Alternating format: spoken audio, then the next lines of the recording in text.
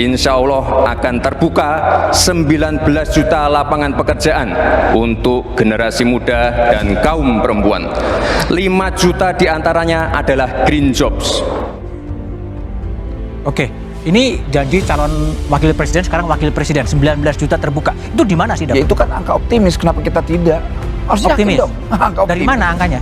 Kan banyak ruang-ruang kerjaan yang dilakukan oleh pemerintah. Kayak kita hari ini melakukan kolaborasi dengan misalnya Kementerian Pertanian. Kementerian Pertanian itu akan membuka para petani-petani milenial. Kemudian di Kementerian BUMN, kemudian ada beberapa kementerian yang lain, belum lagi Badan Halal. Kemarin Badan Halal itu Pak Haikal menyampaikan kita bisa kok sekitar 10.000.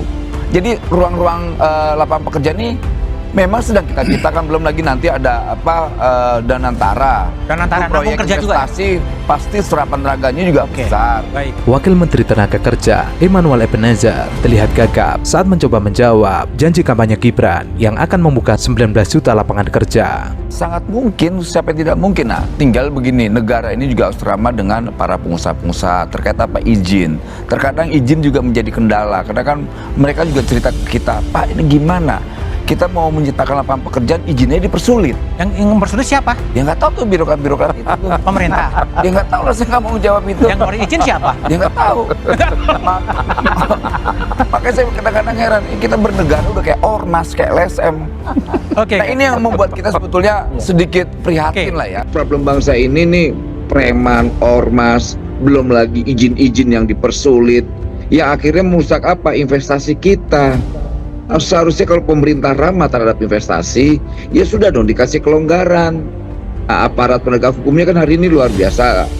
Mereka mau bekerja sama, kolaborasi dan sebagainya. Agar apa? Narasi soal Indonesia ke depan lebih baik itu benar-benar bisa terwujud di 2045 nanti. Soal apa? Indonesia rakyatnya bisa tidur nyenyak. Hari ini gimana mau tidur nyenyak?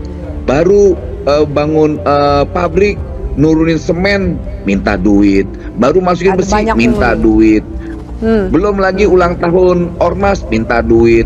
Belum ketua umum ormas saya ulang tahun, minta duit. Belum lebaran, minta duit. Dan kenapa Nanti itu nggak bisa diberesin sih, Bang duit. Noel? Kenapa? Wakil Menteri Tenaga Kerja Emmanuel Ebenezer mengatakan, Indonesia mengalami kerugian hingga ratusan triliun rupiah akibat investasi yang batal dan keluar dari kawasan industri, dampak dari premanisme organisasi kemasyarakatan. Menurutnya, ormas tersebut menyebabkan gangguan keamanan karena masuk ke kawasan industri untuk melakukan demonstrasi. Saya tidak mau tahu ke depan nanti, karena perusahaan-perusahaan ini, industrial ini sudah membayar pajak lewat negara. Jadi nggak ada hak-hak preman, hak-hak ormas, RT, RW, lurah, kepala desa minta-minta duit lagi. Dan itu komitmen Kang Deddy tuh. Karena pajak mereka kan sudah ada lewat negara, lewat pemerintah pemerintah provinsi, pemerintah kota gitu loh. Jadi jangan lagi nanti hal-hal yang begini malah mengganggu industrial kita. Baik. Ya, ini Bang Noel, ya, catatan kita sih yang Anda senang terima, lah ya. informasi yang Anda terima, kemana negara tujuan para pengusaha ini untuk berinvestasi atau memindahkan investasi mereka?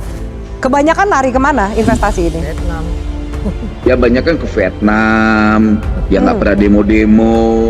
Nol menyebut, biasanya ormas tersebut meminta diikutsertakan dalam proses pembangunan ataupun aktivitas pabrik. Nol menyatakan, beberapa investor sudah mengirimkan surat langsung kepada Presiden Prabowo Subianto terkait premanisme ormas. Untuk wilayah yang sering terjadi premanisme ormas, berada di Bekasi, Karawang, Jawa Timur, dan Batam. Indonesia itu bukan preferable tempat investor naruh uangnya. Kenapa? Karena situasinya terjadi secara regulasi, banyak palak. Yang malak itu bukan saja aparat, bukan saja pemerintah daerah, tapi juga ormas. Nah, ini mengurangi orang untuk berinvestasi. Baru masuk ngurus izin sudah kena palak.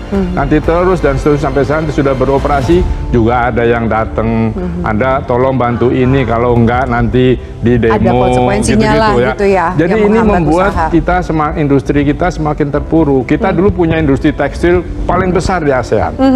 Tetapi habis karena dulu ada kuota, ingat nggak kasus kuota, ya kan? Lebih lanjut, dirinya berjanji akan meningkatkan keamanan, mengingat beberapa kawasan industri merupakan objek vital nasional. Ada juga ormas yang sudah melakukan penyegelan pabrik di kawasan industri.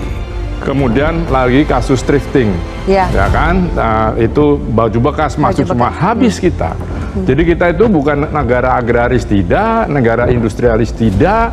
Saya nggak tahu negara apa, negara sumber daya alam. Jadi kalau habis kan selesai, kita tidak punya basis Sumber ekonomi, yes. ya kan?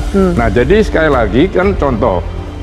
Cina sedang, karena ada perang dagang dengan Amerika, mencoba meminggir-minggirkan industri. Kita tidak kebagian. Sampai hari ini saya belum melihat ada langkah itu.